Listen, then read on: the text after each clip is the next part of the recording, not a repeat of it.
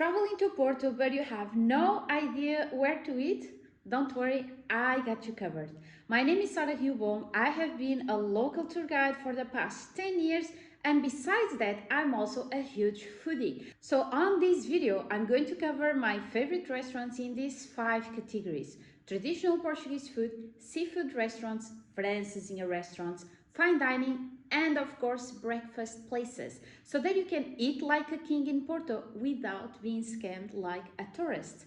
And if you've been watching my YouTube videos, you know that my trademark is honesty. So here you're only going to get no bullshit guides about Porto and the Douro Valley. So before we start, click that subscribe button so that you don't miss any of my new videos. And if you need a private tour guide to show you the city around, just send me an email. My email address is right now on the screen, but also as usual on the description box as well.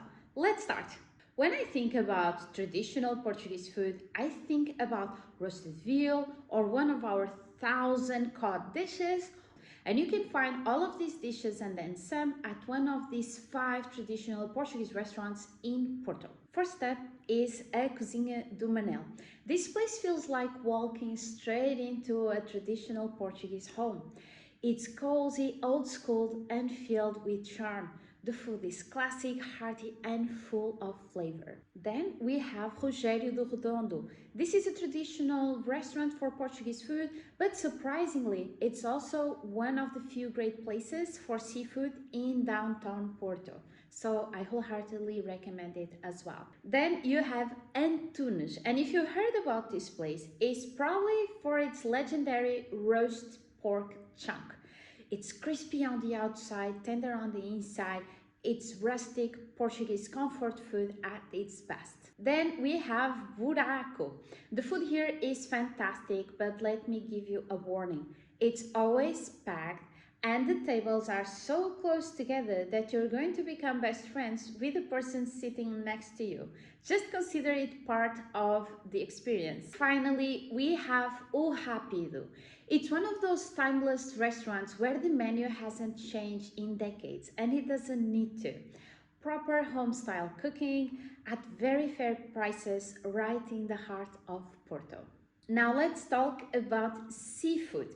In downtown Porto, there are basically 2 seafood restaurants that are worth mentioning.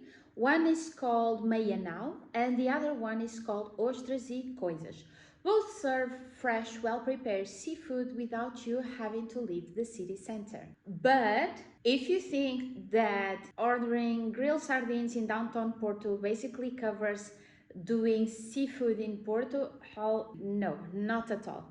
If you're serious about eating seafood, you need to head to Matosinhos, which is a former fisherman village located just 8 kilometers north of Porto, more or less a 30 minutes drive. And here's how it works in traditional seafood restaurants in Portugal.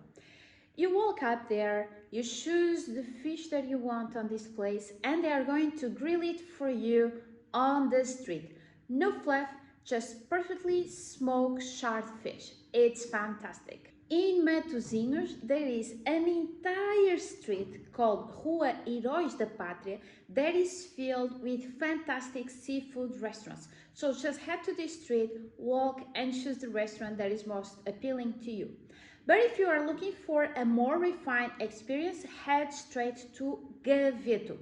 Gaveto is the combination of a traditional seafood restaurant with a fine dining experience. It also has a phenomenal wine list, but keep in mind that it's going to be more expensive. And now let's move on to Porto's favorite dish, Francesinha. If you never heard about Francesinha, it's basically a heart attack on a plate. It's this massive sandwich that has steak, different types of sausages, everything covered in a melted cheese, and served with a spicy beer-based sauce and fries. It's not very sophisticated, but it's definitely unforgettable. Now, most people will tell you to try Francesinha in Café Santiago, but honestly, their Francesinha is not that good. There, I said it. I don't care who gets offended by this, it's the truth. Instead, you should go to Brasão. Brasão is a traditional cervejaria, so a traditional Portuguese restaurant that serves fantastic francesinhas as well as steaks and fantastic petiscos as well. They even have a vegetarian francesinha, which is a concept that I fundamentally disagree with, but hey, if you're vegetarian, vegan, and want to give francesinha a try, this is your best shot. You can also head to Santa Francesinha. Besides serving a solid francesinha, they also serve some of the best rissóis in town. And if you don't know what a rissol is, just, don't overthink it. Order some and you can thank me later. And if you don't mind getting out of the city center, just head to the Yuko Tavern. It's in a bit of a shady area, to be honest, but they make a fantastic francesinha and a killer sangria with kiwi and strawberries to go with it. It's amazing. By the way, if you're enjoying these videos so far, please hit that subscribe button. Here, you're only going to get no bullshit guides about Porto and the Douro Valley so that you can experience northern Portugal like a local and not like a confused tourist. And if you fancy the idea of exploring Porto with a local guide, someone that can take you beyond the obvious and give you access to places that you would never find on your own, just send me an email. My email address is on display on the screen and as usual on the description box below. Let's continue. Maybe rustic tascas and smoky seafood grills isn't really your thing. Maybe you're looking for something a bit fancier, a place where food is art, the wine list is phenomenal, and the bill will make you gulp a little bit. Don't worry, Porto got you covered too with a fantastic selection of fine dining restaurants, and these are my favorite ones. First up on my list is the Yetman Hotel. If you want the most authentic fine dining interpretation of traditional Portuguese cuisine, this is the place. The food is outstanding, but honestly, the setting really steals the show. The terrace has one of the most incredible views of both downtown Porto and the Douro River, and it's the kind of place where you're gonna sit and think, damn, this city is really pretty. I also love Euskaldunia's studio. This one is a bit more edgy because the chef, Vasco Coelho Santos, he brings a lot of Asian flavors into Portuguese food, something that I personally love. It's creative, it's bold, and it's definitely not your typical tasting menu. Another great option is Casa de Chá da Boa Nova. This one is spectacular. It is basically a tea house designed by the most famous Portuguese architect of all time, Álvaro Siza Vieira, perched literally on top of the ocean. It's gorgeous. It's also the only Michelin star restaurant in Porto fully dedicated to fish and seafood. Picture dining with crushing waves beneath you and Michelin level fish on your plate. It's hard to beat Casa de Chá da Boa Nova. Another place I love is called Anticum. I hope I'm pronouncing this correctly. It's basically fine dining in a view because it's set in a former Renaissance manor house overlooking the Douro River. So it already feels quite special even before you sit down. Add in beautifully plated Portuguese-inspired dishes and the wine list to match. It's basically an Instagram dream come true. Last on my list are breakfast places. In Portugal, we love bread and we also love sugar. So when these two collide, the result is quite dangerous. Bakery is so good that you're going to want breakfast 3 times a day. Now, in Porto, you're gonna see dozens, if not hundreds, of specialty coffee shops, sourdough bakeries, and fancy brunch shops.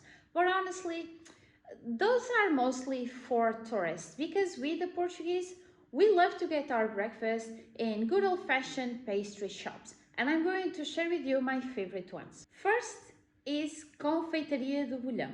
Founded in 1896, right across the famous Bolhão Market, this place is pure tradition with that old school pastry shop vibe that you cannot fake it. It's wonderful.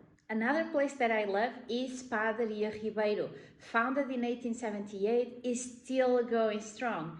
And there are several locations spread across the city. And in this place, you can't go wrong because everything is fabulous. From the buttery croissants to the dried biscuits, all the savory pastries, everything is phenomenal here. And it's definitely one of my to-go places in Porto. I also suggest Confeitaria Império and Mengus.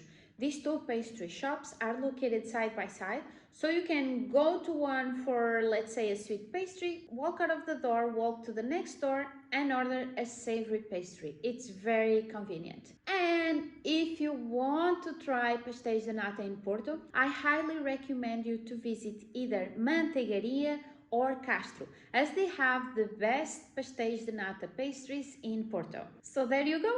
This is the list of the best restaurants in Porto, divided by categories, no tourist traps included, so that you can eat like a king in Porto. If you like this video, make sure to hit that subscribe button so that you don't miss my next videos. I've got plenty of more honest, no fluff tips about Porto and the Douro Valley coming your way. And if you are the kind of travelers who wants more than just restaurant names, if you actually want access to the real Porto, the places and stories that you would never access on your own, well, that's exactly what I do on my private tours. If you are curious about them, just send me an email to the email address on display on the screen, which is also on the description box of this video. I hope to hear from you soon and stay tuned for the next video. Bye!